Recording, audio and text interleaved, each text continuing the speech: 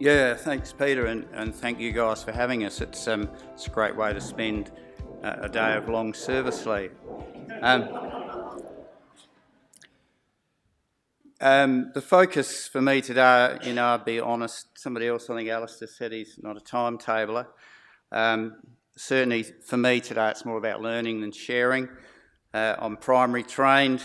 John Pirie is the first secondary school I've ever worked in. And that would include my schooling days, and so always sort of probably been a bit of a rat bag and a rule breaker and look for flexibility in systems. So being constrained by a timetable is sort of not my dynamic and not the sort of person probably I am as a leader. And I see myself a bit more as enabling and empowering and being flexible, and Steve Jobs had used a word like bend reality. I think try and do what you can't do within the constructs of a time frame. So that's sort of probably who I see myself as a bit. We're here to provide a regional voice, and maybe most importantly to support a request from Peter and SASPA, which is a group that I know in the last 7 years as a secondary principal that I haven't contributed to. Just to comment on vet and career education were part of the scope of this conversation. So I have been in area schools since the mid-80s. And I probably always believed that, in the old days we had the vet day. I've always believed that if we really want to connect with industry and with a range of RTOs, that's just not a reality, that we need to be able to let kids out every day of the week. That's a lot more obvious now than it was 20 years ago, but I believe it was the same then. Maybe less so with RTOs, but with industry, we just need to be responsive to them. I feel like, at least in my experience, we've gone backwards on where we were 15 years ago, and that we had many more students in Port Broughton that were mixing year 12 with Cert 3 and 4 courses in those days and involved in industry than we seem to now, and the whole work experience, structured work placement thing's been a dynamic that's been really difficult. So my view probably simplistically is no one timetable structure will suit obviously every context, but even within a context is probably not going to be the be-all and end-all for any site. So we have plenty of work to do in the space. We need to strengthen our approaches. But at the moment, I guess our focus really is trying to be focused on what we're going after as an organisation, not chase the next thing. It's been a challenging year in some respects, and so it's also about looking after people's pretty central in our organisation and making sure we sort of persist through the year and tackle these things in the right time frame, get pace right. Around timetabling anyway, Rach is the god here, and thanks for coming. Rach is the Deputy Principal at John Pirie at the moment. Thankfully, Peter did indicate to us that some sort of background about the school and a bit about what we're going after in recent years would set the scene, and that's probably what I can contribute to, really.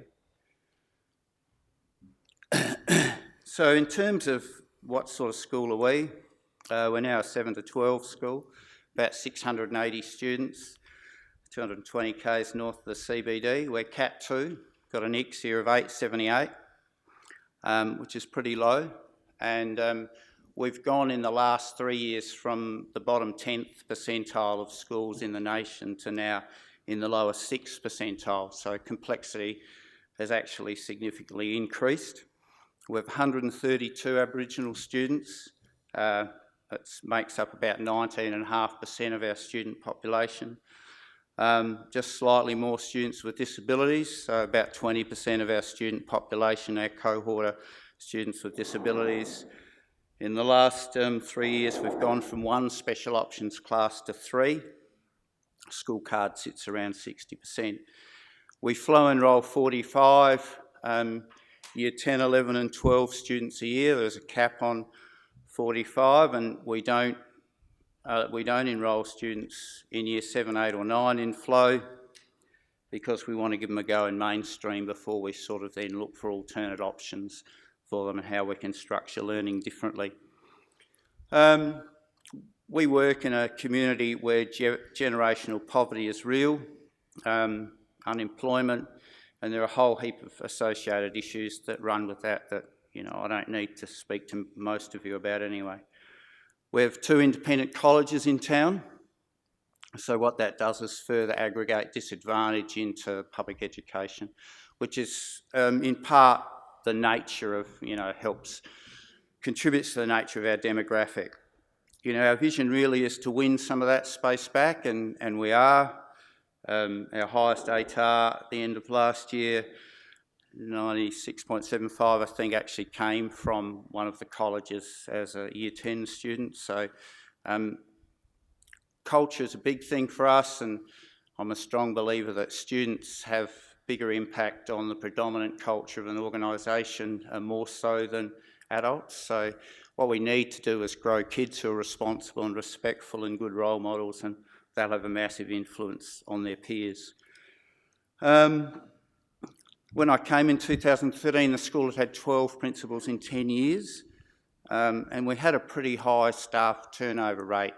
At the end of my first year there, possibly because I was there, we lost about 20% of our staff. So that's a significant number when you're turning over that many people.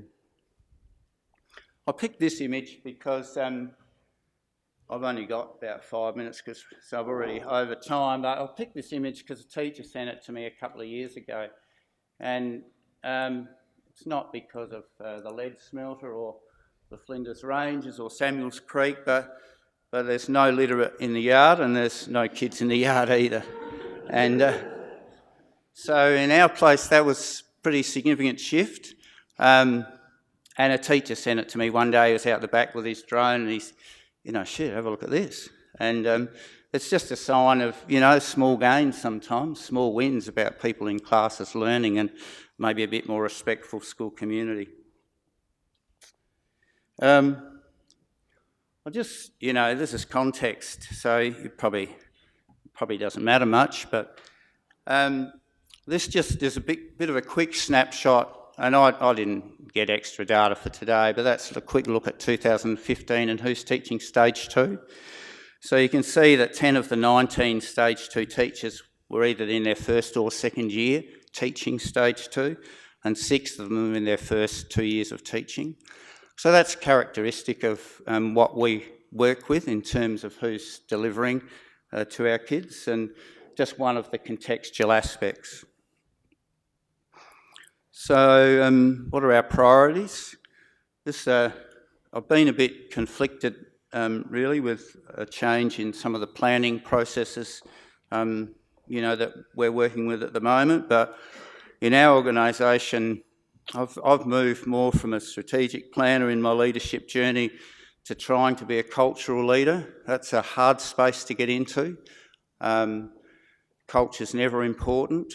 It's never urgent, it's always important. If you're familiar with that Covey quadrant stuff, it fits in culture, I think, fits in important, not urgent work. So you always get caught up with time-bound stuff. And you only ever, a lot of times you don't get to it until it becomes urgent.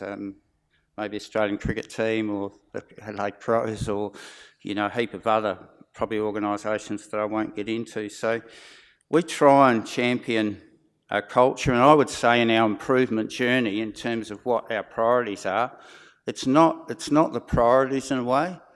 It's the bottom line about building better futures. It's about people in our organisation understanding purpose of this organisation.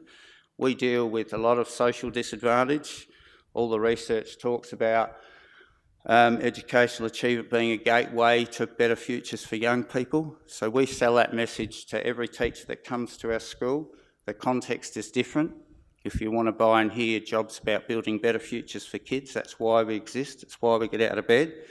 It may not be that they're at the uni next door, but it is maybe that they get to school on those days or that they actually engage in learning. It's sort of, maybe there's some different focus here.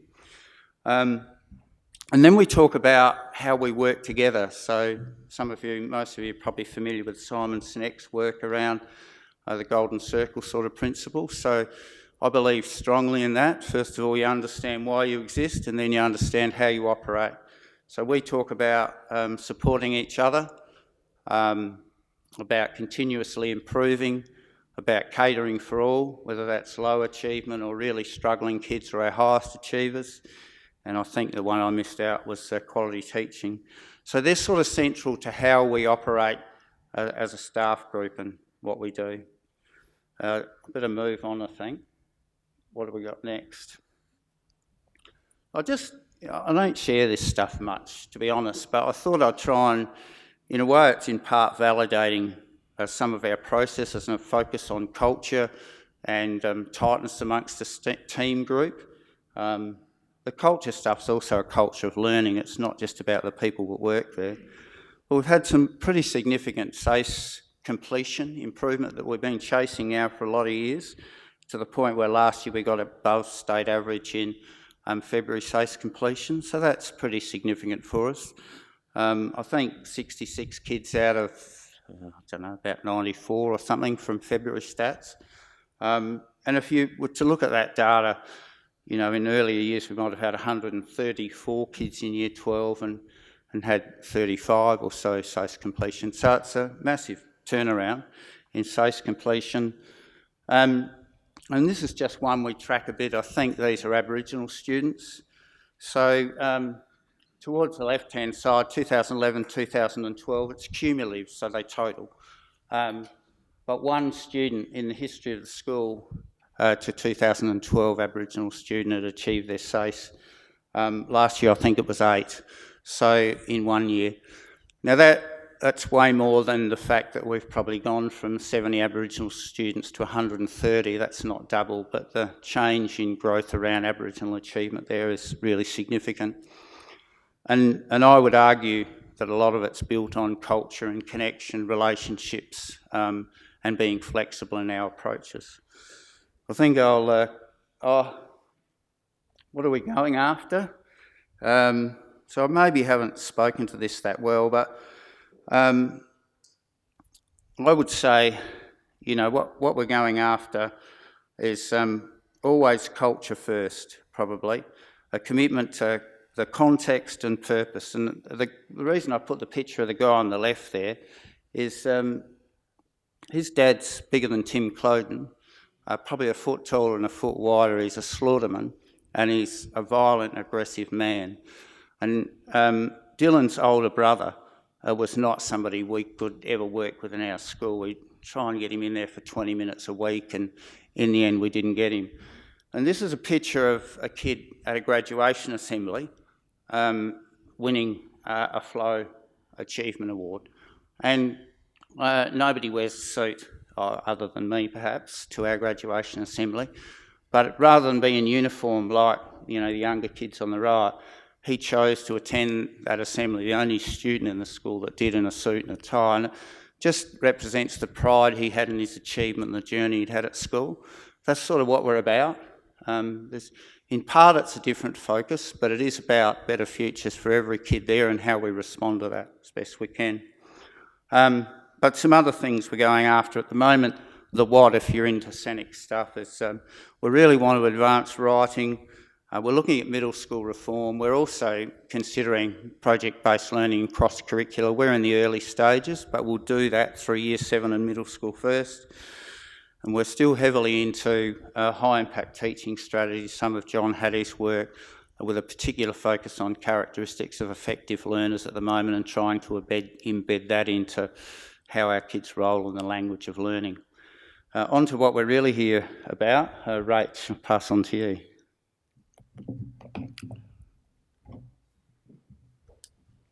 All right, so as Roger said, I'm fortunate enough. I think it's a lucky job though, because I get to look at the timetable and look at structures and look at different structures that can support our entire school, so that's staff, students across the site. Within our general structure though, we do have a 31 lesson timetable per week. We do have what we call a Skills for Success lesson for each year level. That ranges from looking at childhood protection curriculum to career planning as well. And it also gives an opportunity to be able to hold whole school assemblies without impacting on other learning time as well. So we also have the 10-minute morning sessions. Maybe that's some changes we're looking at within our senior school structures, but we still have that 10 minutes for our junior school and middle school. Our year 12s, and we've been playing in a non-complete lined or block structured for the last 7 years, so we've actually been away from that space for a long time. And it's good to know that other schools are getting on board in that area, because I did feel like I was a bit of a loner in that space for a while. So it is quite unique. But our Year 12s, back in 2013, we sort of felt like 4 lessons a week wasn't quite enough for our students. So part of the structural change was to go to a 6-line structure and give students 5 lessons a week. Our SASPA completion data obviously has supported that over time, and our journey there has helped, along with obviously now having Year 12 teachers that are more experienced in that area teaching. Our Year 11 line structure, part of this comes back to this vet work. We definitely had students out Thursday and Friday all day for different vet courses. That has extended to every day now with our courses that we're offering. We also have students now, and we haven't had as much of this in the past, but we are now seeing more school-based apprenticeships come out from our local smelter as well. So that's where students are spending block time away. But to help accommodate that, what we did was we provided sort of study sessions on the Thursday, Friday afternoon for our Year 11s. So some of our Year 11s would use that as home study. Some Year 11s, it would be sort of catch up if we're not quite there with our English or our numeracy work as well, or we're falling a little bit behind now with our research project. So that's something we've kept in line. And just to help with our English and our maths, we do offer that extra lesson a week as well. So that is something a bit different. And obviously that sort of is, whilst it's we're not always blocked, we do sort of block a timetable our Year 11 and 12s, because we have to work within the constraints of running smaller classes for our Year 11 and 12, generally our maths and science classes, but we look at where we can to combine subjects so that they can continue to run, rather than saying that they're not going to make that grid on the timetable. So our Year 9s and 10s follow that same 7-line structure across the week, but obviously you can see they've got 5 lessons for maths and English, so once again, if I'm timetabling it, it doesn't line up at all. And then they get 4 lessons for their remaining lines. Now those remaining lines are a combination of our HAS HPE, which they do for a semester. They've got their PLP, and they've also got a range of elective-based subjects as well as their science. With the introductions of Year 7, we wanted to give our Year 7 students an actual real taste of high school. So we weren't bringing in Year 7 teachers to teach them for all their subjects and maybe just going out for 1 elective or 2 electives. We actually wanted to give them more of a taste of high school. So we started with our Year 7s with the line structure that's on the board. They've also have an extra, what we call the Skills to Success lesson. Just to help them get to know their care group teachers a little bit better, also get to know their peers a lot better. Whilst they do follow their peers across the curriculum, actually working with peers is a bit of a struggle when you're all coming from your feeder schools, which you'd all be aware of. So I suppose a curriculum area that does get a bit of a hit, although if you ask our arts faculty, they don't really mind this hit. You'll notice that the arts only get 3 lessons a week.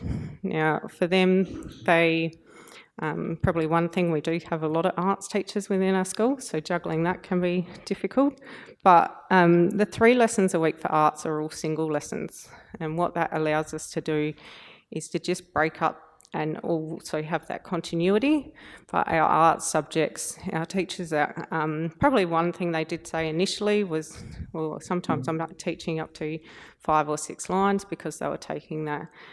We did do a bit of a trade-off with our technology subject for the beginning of this year because we felt like we were going to have 250 students from years 7 and 8 come in all at once and have no idea of our ICT systems or our learner management system, which we happen to use DayMap as well. So they don't have any of those knowledge, they don't have a knowledge of OneDrive and even the capabilities of this devices that they're bringing into the school. So actually giving up technology time, and as the technologies coordinator, but also knowing that ICT is probably more my area, actually giving them time to build on those ICT capabilities coming from feeder schools where they've all had a range of exposure actually helps set students up a bit better to start our school systems. We also have 3 special options classes, and within those classes we don't necessarily say that our teachers are stuck to those classes, but generally at the moment we have had them teaching the majority of the lessons, but how that's supported in the future is something that we would need to consider as well. Within our middle school, we do like our care group teachers obviously teaching the classes, and even when we had Donna come up, our teachers actually would like to teach their classes for more, but our students actually also like that technical subject specialist as well, so finding that balance as well. So in our Year 7 classes, all our Year 7 care group teachers do teach their classes for 2 lines. With probably the exception of one Year 9 class that follows through to Year 8 and 9. And then even though our Year 10s aren't part of our middle school, they are part of our senior school, it's good to have that connection with that care group teacher. And where we've got that connection, we find that those care groups definitely run more as a care group structure and are not that add-on that people sometimes see it as. On Mondays and Fridays, we do have, as we said, lots of students out for vet, so where we can, we just run our single lesson timetable days, so we still have the structure of double lessons and single lessons as well, with the exception of arts that have got the 3 singles, and with our English and maths, they have the 3 singles and 1 double, so that's just something to be aware of. I'm always preferring to consult with staff, so giving staff an option to feed in about what they think is working, actually having student input around what's working for them and listening to students. Obviously, when students come, they put in subject choices once they get to what we call the elective stage at Year 9, 10, 11 and 12, and the grids that are developed based on those elective choices are always on the student's voice. So it's never preset sort of determined, it's always based on student choice. Sometimes we have to look at those subjects and whether or not they run. This year we've run a 10 and 11 food class. It got changed right towards the beginning of semester 2 because all of a sudden our numbers in Year 11 were dropping. Our numbers in Year 10 increased, so it's just making modifications to the timetable and not being afraid to change something just to make it work better.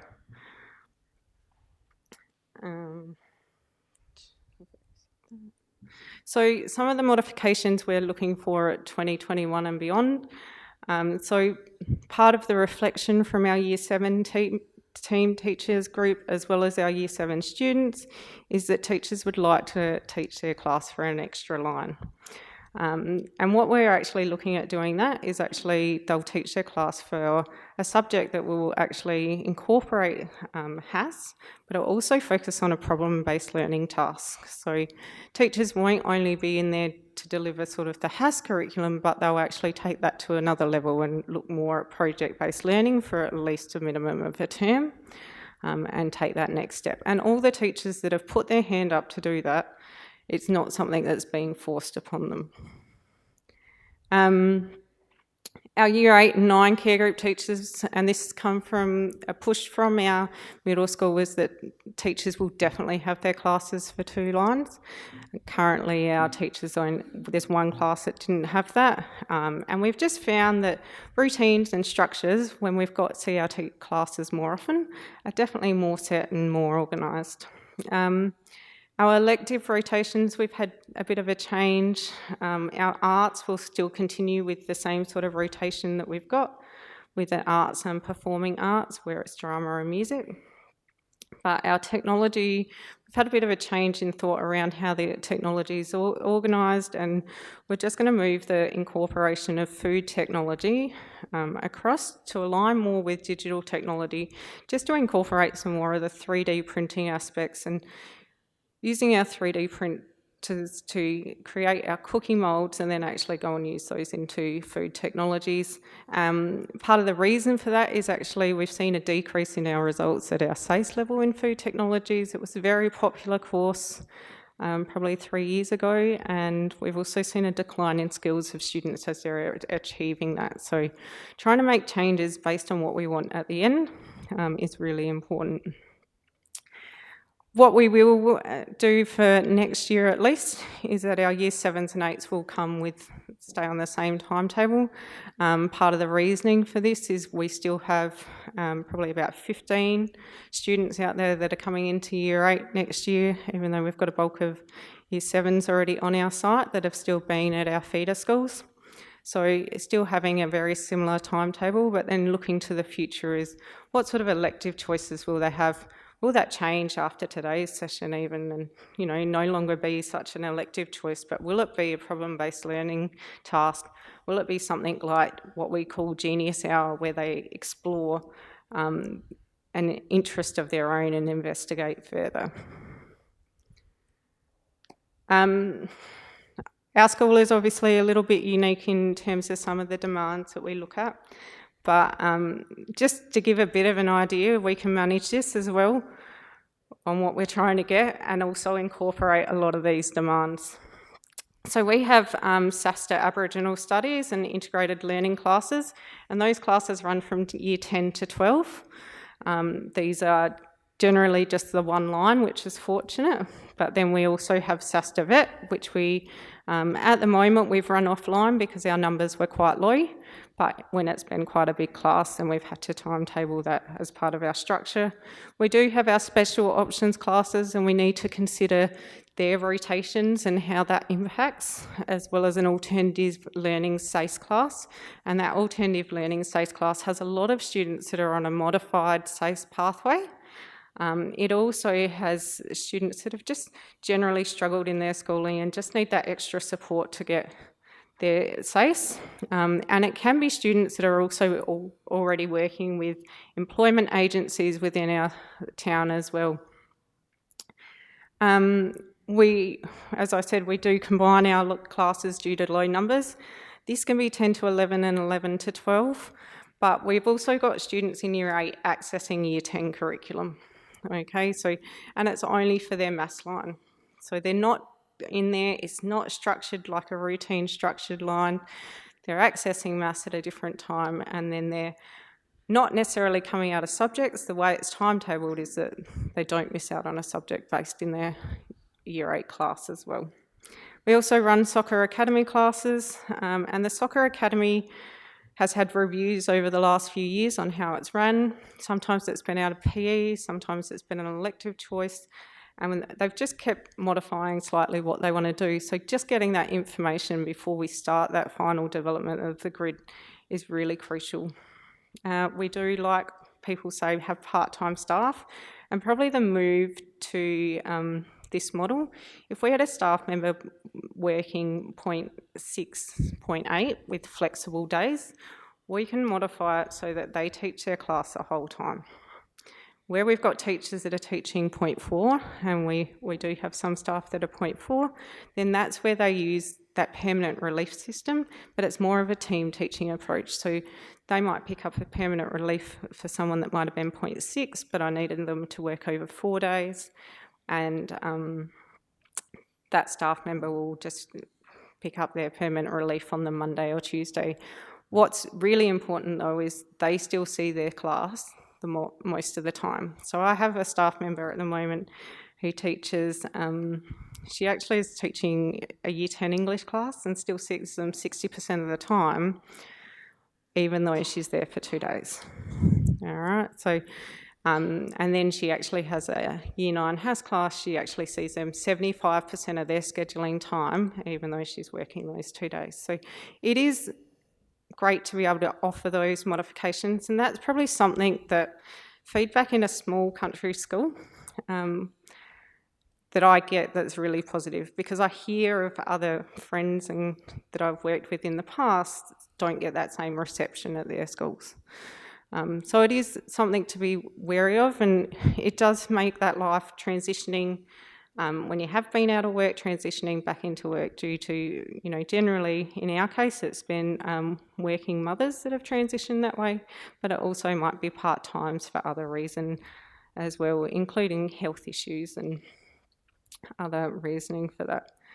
We do have, like it seems to be general consensus, is that we do have that shorter day on a Tuesday. We finish early, we don't start late. Although, there's probably some argument to maybe even start some classes before that 9 o'clock. I've probably trialled it a little bit this year, starting a maths class at 8:30, which, students have enjoyed. You've got really consolidation in that time that you can have them. We also have a lot of learning intervention that occurs. So we do have our flow, as Roger said, but we also have a FLIPS learning centre, which is really a flexible learning centre that looks at students' wellbeing. So there might be some students out there in a year sort of 10 class that by the time they've got to second semester, maybe following the science pathway isn't as wanted by them as well. So we look at an alternative option. So sometimes it's for students that might be enrolled in a TAFE course. We have probably 15 Year 10 students involved in a TAFE course. So instead of doing their full-time program back at school on top of their TAFE course, we offer them time in our flexible learning centre to be able to be supported on making sure that they're finishing some of those more crucial elements of their schooling and making sure that they get assistance for PLP or any of the subjects that they might be missing out on.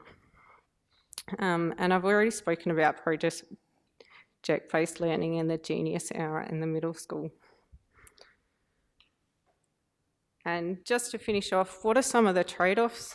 So in our school system, you don't necessarily teach a full-time equivalent. So when we work out our model, if you can teach 25.2 lessons, it's just the way our minutes sort of work out, that's the equivalent to a full-time teacher. We don't have any staff that actually reach that completely. But what we do is some of our staff, particularly if they might have been under by 3 lessons for the first semester, then we utilise those people for reliefs. We do sometimes have quite a number of relievers in our school, but we find that if we give our teachers the reliefs, so students generally are a lot better off, and therefore we're actually just supporting our staff to be able to access T&D and not have to worry if they are feeling unwell to be able to come in.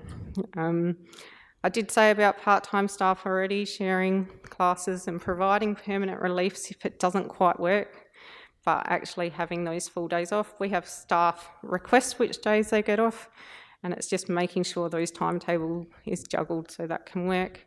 And not all subjects get the same time, but, we've had this similar sort of structure for 7 years, and, for us, we were probably lucky. We haven't really had that, oh, well, how come my art's getting so much less time in the Year 7 and 8, because by the time they want to build on those skills, those students are now getting a similar time to their counterparts in technology and other subjects. So, thank you. Okay, ladies and gentlemen, if we could just come back together again. I was expecting a very long queue of people standing at microphones.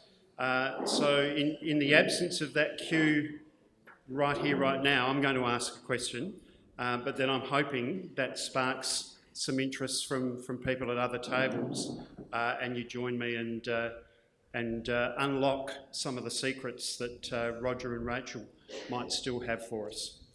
So, Roger, I'm a big believer in the importance of culture in schools. And importantly, that when we undertake change processes in schools, that improving the culture has got to be one of our objectives, as well as all the other changes that we're trying to undertake. Be very interested in hearing a little bit more about how you've been able to achieve that at John Pirie.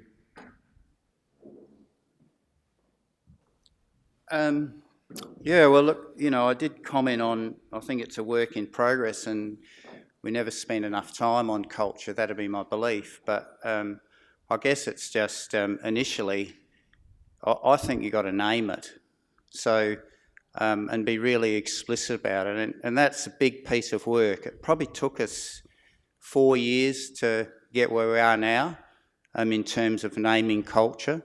So understanding that we exist to build better futures for people sounds pretty simple.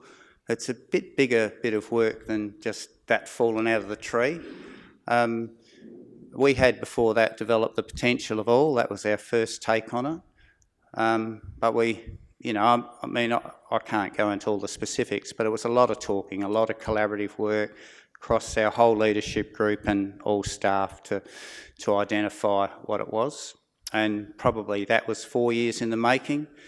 And similarly, we named the cultural traits. So it was just another long consultation process about, and something we were happy to not rush, take time with. We started with 7 traits. I couldn't remember them all. I could get 6, never 7. And it was too many to focus on. We cut it to 4. So it's just staying the course with that work, really, until you get it down. Once you've named it, you know, it's nearly harder then to find the time to build in some rituals or tell stories. The reason I showed Dylan's picture is one day I would have told that story in a staff meeting. Probably the first day we had 12 new staff at the beginning of this year. We tell a story about here's a kid and his journey, and he didn't finish where his brother finished up, and you know, he wasn't easy to work with, but it was one we got over the line. So that's why we exist. I saw a Gonski article recently about funding to schools in disadvantage and how inequitous the system is, and we shared that at a staff meeting and said, you know, we do the heavy lifting in this system, and that's something you've got to accept. Not everybody's suited to this context. So some of it's narrative, some of it's rituals. We try, and I'm really interested in having fun, and probably, you know, I'd reflect on there's a bit of fun gone out of the work in the last couple of years. There seems to be more of a pressure environment, and we need to free ourselves up to have fun and enjoy what we're doing, or we'll lose the lot of it. So for us, mucking around together and probably running a fridge that we're not allowed to run is an important part of what we do. It's not just about that. People that get on well together and connect outside of work well in teams too. So that's a bit about sort of culture building. I think where we need to go with it is, and we've tried in part but can't get to that work, is be very explicit about the behaviours we expect under each of the cultural traits we talk about. We've done it mostly with support each other, but you know, I'm really clear that we need to do that. You mentioned something about leading change earlier in amongst that cultural work. What would I say about that? First of all, you know, in the early days when I went there, I've run 2 sort of fairly large consultations myself with staff where I'd speak to more than 80 people. And one of the questions I asked them is, what's driving you crazy now? And so I just try and identify a couple of things that we could have short-term wins on and build some credibility around in terms of getting people on board, and we are listening and responsive to your needs about what we can do with that. But you can hear from Rachel's presentation that she's also always listening and trying to respond to different people's needs in that space. I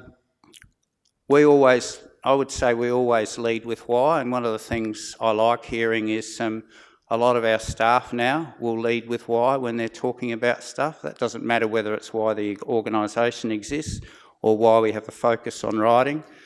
I'm really clear we have a focus on writing because We want greater engagement or willingness to write. We want more stamina in writing, and ultimately want more proficiency. And I'll be disappointed if most of our people couldn't talk about that. And the big why about that, why we want those things, is because writing is so important to SACE achievement. If we want to push into higher A's and B's, we need more sophisticated, proficient writers. So people get that journey, they understand why it's important. For writing, it's bold for us. We're taking that on 7 to 10, every teacher, every learning area across the curriculum. It's a pretty big piece of work, actually. It's a demanding change agenda for us, but one of the things we do is stay the course. We're entered our 4th year of it now. It'll take time, probably take 7 years to get the sort of outcomes we got. I don't know, that's a few comments anyway. Thanks, Roger. That was spot on. We were having a bit of a discussion on our table about how you managed with your Year 7 mentor teachers, care group teachers that are going to be teaching 3 subjects. Does that limit who in your staff you can sort of put in those sorts of positions, and do they then follow that group up, or are they stuck in Year 7 forever? How does it work? All right, so when we were recruiting, we were probably very fortunate that we managed to get 4 Year 7 teachers come across from our feeder schools. And we were probably fortunate, even more fortunate enough that at the end of their little time, that when it came to whether or not they wanted to stay, that they were happy in staying with us at John Pirie Secondary School. So that shift to them is actually them giving us that feedback and wanting to pick up 3 lines. We did have 1 Year 7 current care group teacher that said, Year 7's not quite for me, and she was actually from a secondary sort of teaching position, so that was where her focus lied previously. Our Year 7 teachers also teach outside of Year 7. They're not stuck to Year 7, just like our Year 11 and 12 teachers aren't stuck in the SACE as well. We have obviously our specialists, but they need to be able to work from, 7 to 12. A lot of generally our senior teachers, secondary teachers, will teach that to Year 8, and then we've got quite a few middle school teachers as well that would teach that 7 to 10 a little bit more and feel more comfortable. The one bit we did get when we were looking for how we were going to fill our Year 7 teachers for the beginning of this year was actually asking teachers, how do you feel about teaching Year 7? We had a lot of teachers say, yeah, I'm happy to teach this subject in Year 7, but I'd prefer not to go along with maybe a different subject. So where they felt most comfortable was how we positioned staff.